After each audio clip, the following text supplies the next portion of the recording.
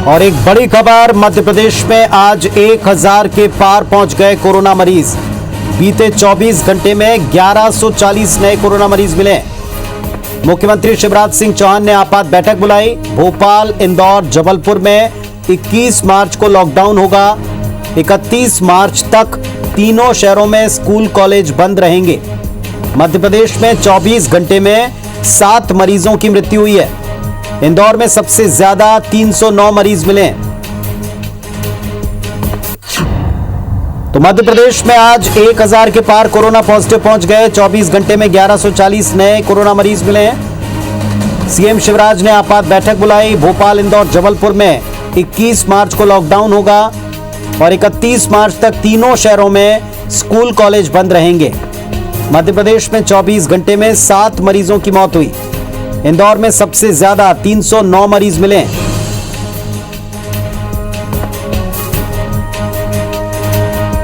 तो 3 शहरों में संडे को लॉकडाउन होगा। रविवार को लॉकडाउन की स्थिति बनेगी 3 शहरों में। 21 तारीख को 3 शहर इंदौर, भोपाल और जबलपुर। 24 घंटे में 1140 मरीज मिलने के बाद मुख्यमंत्री ने समीक्षा की और आपात बैठक के बाद में फैसला सुनाया कि 3 शहर होंगे जहां लॉकडाउन लगेगा। भोपाल, इंदौर, जबलपुर। 21 मार्च को लॉकडाउन होगा और इन्हीं तीनों शहरों में 31 मार्च तक अगले 10 दिन स्कूल कॉलेज बंद रहेंगे।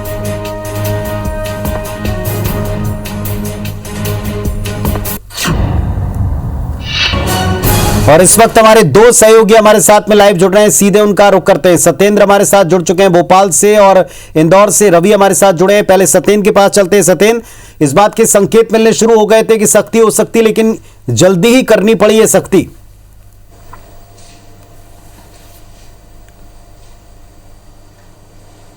पुनीत, ये देखिएगा कि मध्य प्रदेश में कोरोना के बढ़ते आंकड़ों को देखते हुए सीएम शिवराज सिंह पहले से ही सख्त थे, लेकिन आज जब कोरोना के आंकड़े 1100 से ऊपर गए, इसको लेकर सीएम शिवराज सिंह चौहान ने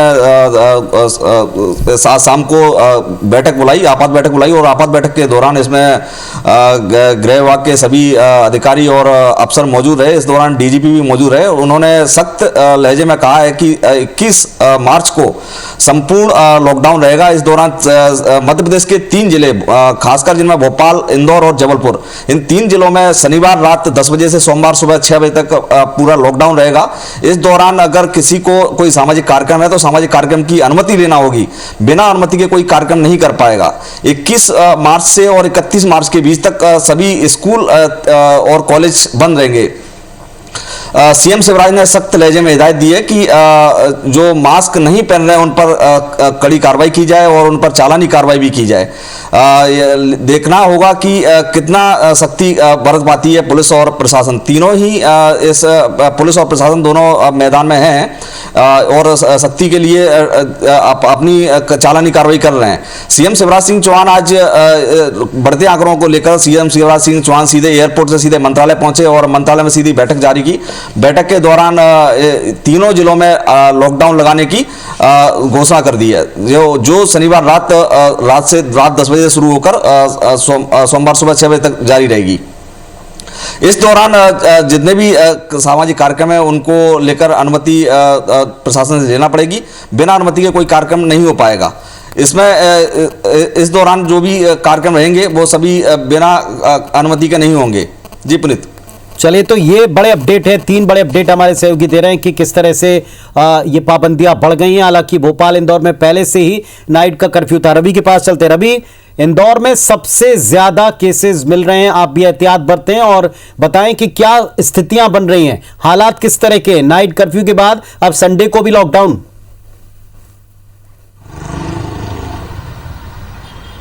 जी बिल्कुल, देखिए इंदौर शहर में अभी भी सख्ती करने की बहुत ज़्यादा आवश्यकता है, क्योंकि जो नाइट कर्फ्यू लगाया गया है, ऐसे में नाइट कर्फ्यू में भी लोग मानने को तैयार नहीं है और अनावश्यक तौर पर शहर में काफ़ी घूम रहे हैं। सबसे बड़ी मूर्खता तो यही है कि जब नाइट कर्फ्यू लगता है तो लोग ये देखने के लिए निकलते हैं कि नाइट कर्फ्यू में आखिर माहौल कैसा है। हालांकि पुलिस इनके खिलाफ सख्ती से कार्रवाई जरूर कर रही है। कलेक्टर ने यह भी कहा है कि 151 की कार्रवाई करके ऐसे लोगों को जो अनावश्यक तौर पर सड़कों पर घूम रहे हैं उनको जेल भेजा जाएगा।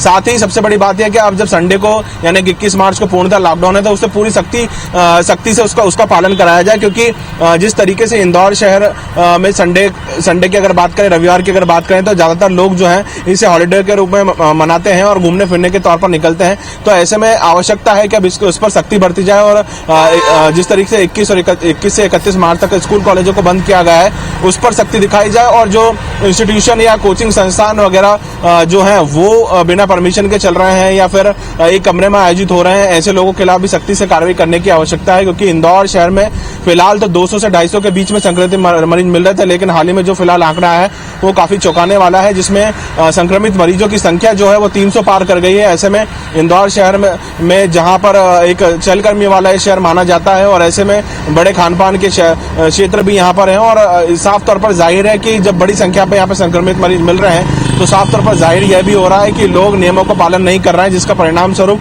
फिर से इंदौर शहर पिछली तरीके से जिस तरीके लॉकडाउन हुआ था और बड़ी संख्या में जो मरीज सामने आए थे उसी राह पर फिर से लौट पड़ा है। और इसी के तहत अब इंदौर शहर की बात करें तो 21 तारीख को पुलिस को सख्ती बरतना होगी, जिला प्रशासन को सख्ती बरतना होगी। हालांकि प्रशासन लगातार सख्ती जरूर बरत रहा है, क्योंकि जिस तरीके से इंदौर शहर में फिलहाल नाइट कर्फ्यू किया गया है, सख्ती की गई, अब तक आधा दर्जन से जो प्रतिष्ठित संस्थान है वहां पर नियमों का पालन, जो कोविड की गाइडलाइन है उसका पालन नहीं किया गया है, तो उसके खिलाफ ऐसे संस्थानों को निगम प्रशासन के साथ मिलकर सील किया गया है और लोगों को लगातार सतर्कता बरती जा रही है। नगर निगम जगह जगह पर चेकिंग अभियान चलाकर लोगों को मास्क के लिए चालान कार्रवाई कर रहा है, लेकिन आम जनता को खुद से जागरूक होना पड़ेगा। जी चलिए, बहुत शुक्रिया रवि आपका भी और सत्येंद्र आपका भी इस पूरे अपडेट के लिए। तो 3 बड़े अपडेट हैं। लड़कियों की फटी जीन्स पर उत्तराखंड के सीएम तीरथ सिंह रावत की तरफ से दिए गए एक बयान को लेकर मध्य प्रदेश में भी अब सियासी बयान आने लगे। मध्य प्रदेश के कृषि मंत्री कमल पटेल ने रावत के बयान को सही ठहराकर इस मामले को तूल दे दिया। पटेल ने रावत के बयान का समर्थन करते हुए कहा, पाश्चात्य देशों के लोग तो भारतीय संस्कृति से प्रभावित होकर यहाँ के कपड़े पहनने लगे, लेकिन हम अपने कपड़े उतार रहे हैं। कृषि मंत्री पटेल के इस बयान के बाद मध्य प्रदेश के कांग्रेस नेताओं ने उनके खिलाफ मोर्चा खोला। महिला कांग्रेस अध्यक्ष मांडवी चौहान के अलावा कांग्रेस नेता सज्जन सिंह वर्मा और किसान कांग्रेस के प्रदेश अध्यक्ष दिनेश गुर्जर ने भारतीय जनता पार्टी पर हमला बोला।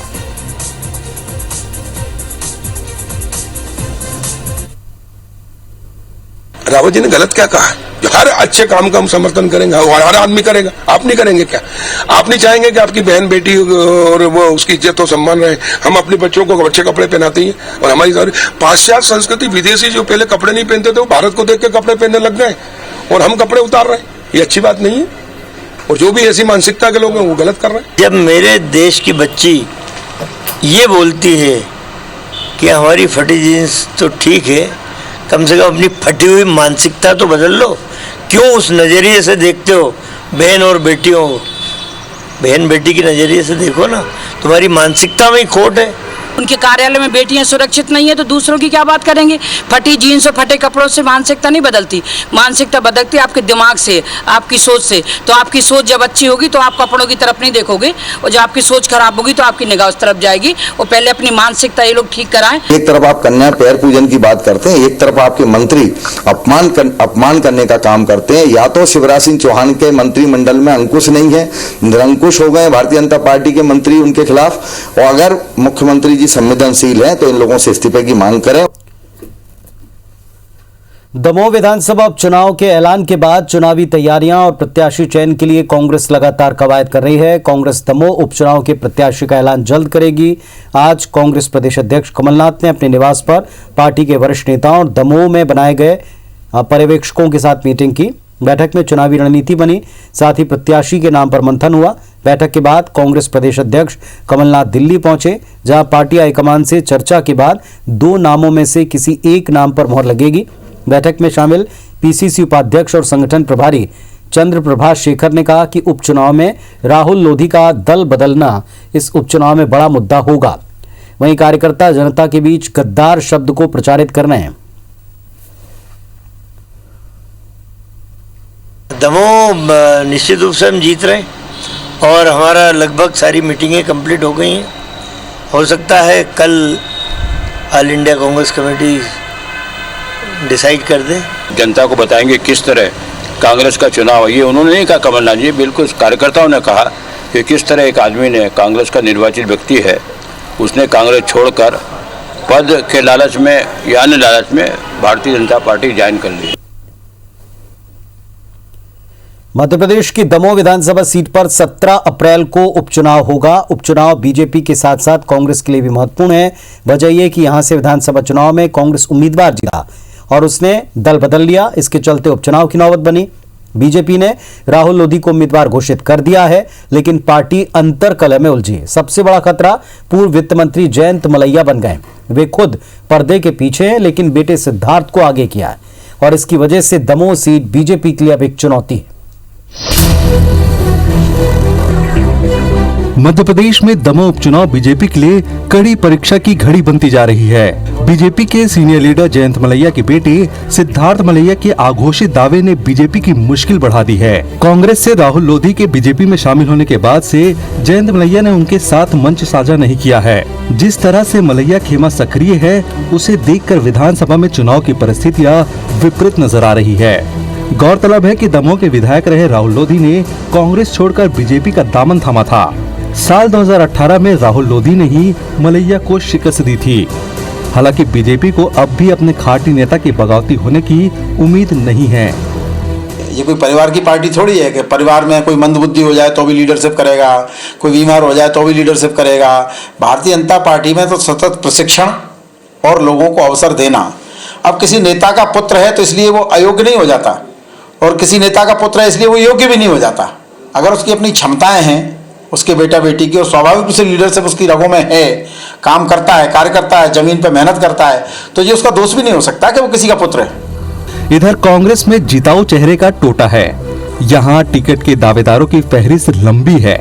हालांकि सबकी निगाहें जिला अध्यक्ष अजय टंडन पर टिकी है। ऐसा भी माना जा रहा है कि राहुल को टक्कर देने के लिए कांग्रेस अवधेश प्रताप सिंह पर दांव लगा सकती है। अगर ऐसा हुआ तो बीजेपी के लिए राह आसान नहीं होगी, क्योंकि अवधेश भी लोधी समाज से आते हैं। इधर कांग्रेस दमोह पर सिद्धार्थ मलैया के रुख का इंतजार भी कर रही है।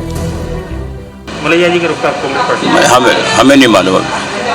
दूसरी पार्टी का मुद्दा क्या रुख है? मलैया निर्दलीय बता रहे हैं कि वो लड़ेगा। अब वो सिद्धार्थ निर्णय ले जो उचित लगता है उसको। दमोह विधानसभा सीट का इतिहास, अब तक 15 बार चुनाव हुए। बीजेपी ने 6 बार जीत दर्ज की। कांग्रेस की 7 बार हुई जीत। निर्दलीय ने 2 बार जीत दर्ज की। हालांकि इस बार चुनाव बेहद रोचक होने वाला है, क्योंकि राहुल लोधी के दल बदल करने से एक वर्ग में नाराजगी है, तो वही जयंत मलैया का टिकट कटने से जैन वर्ग में असंतोष है। इन स्थितियों में अगर ब्राह्मण, जैन और अल्पसंख्यक एक हो जाते हैं तो बीजेपी के लिए बड़ी चुनौती हो सकती है। फिलहाल इस सीट पर मलैया फैक्टर पर सबकी निगाहें हैं। भोपाल से सुधीर नंदोतिया, IBC 24। देश की शिक्षा नीति पर 34 साल बाद केंद्र सरकार ने बदलाव किया। नई शिक्षा नीति में प्राइमरी एजुकेशन से लेकर हायर एजुकेशन तक कई बड़े और अहम बदलाव दिखे हैं। सरकार इसी साल नए सत्र से नई शिक्षा नीति को लागू करेगी और इसके साथ अब विश्वविद्यालय स्तर पर भी तैयारियां शुरू हो गई। देवी अहिल्याबाई विश्वविद्यालय में नई शिक्षा नीति के लिए विशेष योजना तैयार की जा रही है। विश्वविद्यालय प्रबंधन ने इसके लिए टास्क फोर्स बना दी है। टास्क फोर्स में प्रत्येक विभाग और विषय के विशेषज्ञों को शामिल किया जा रहा है। अभी BA, BSc जैसे ग्रेजुएशन कोर्स 3 साल के होते हैं, लेकिन अब नई पॉलिसी में कई तरह के विकल्प होंगे। जो नौकरी के लिहाज से पढ़ रहे हैं उनके लिए 3 साल का ग्रेजुएशन, जो रिसर्च में जाना चाहते हैं उनके लिए 4 साल का ग्रेजुएशन होगा और फिर 1 साल पोस्ट ग्रेजुएशन और 4 साल की PhD। आर्ट्स कॉमर्स के विद्यार्थी इंजीनियरिंग समेत अन्य कोर्सेज में दाखिला भी ले पाएंगे। न्यू एजुकेशन पॉलिसी के लिए अभी तक जो हम लोग वेबिनार, सेमिनार और ये सब इसमें चर्चाएं चल रही है, और अब जो फोकस आ रहा है कि वो हमें नए एकेडमिक सेशन से उसे इम्प्लीमेंट करना है। DAVV जो है वो मध्य प्रदेश का A+ ग्रेड प्राप्त यूनिवर्सिटी है। बोर्ड ऑफ स्टडीज़ की मीटिंग्स में और संकायाध्यक्ष की मीटिंग में उसे रखेंगे और इस संबंध में निर्णय लेंगे। इंदौर में हनी ट्रैप मामले में नगर निगम इंजीनियर हरभजन सिंह के खिलाफ रेप केस में आज जिला कोर्ट में रेप पीड़ित की मेडिकल रिपोर्ट तैयार करने वाली उज्जैन की डॉक्टर सुनीता शर्मा के बयान दर्ज हुए। 2 दिन पहले मेडिकल ऑफिसर ने पीड़ित की मेडिकल जांच के बाद सील बंद रिपोर्ट कोर्ट में पेश की थी। डॉक्टर ने बयान में कहा कि इस बात की आशंका से इनकार नहीं कर सकते कि पीड़िता के साथ रेप हुआ। आरोप है कि हरभजन सिंह ने पीड़ित को जॉब दिलाने के नाम पर इंदौर के विजयनगर स्थित एक होटल में बुलाया, उसके साथ दुष्कर्म किया। पीड़ित की ओर से निगम इंजीनियर के खिलाफ परिवाद दाखिल किया गया था। मामले में जिला कोर्ट में रेप पीड़ित और होटल मैनेजर के बयान हो चुके हैं। मामले में अंतिम बहस के लिए 22 मार्च को तारीख तय की गई।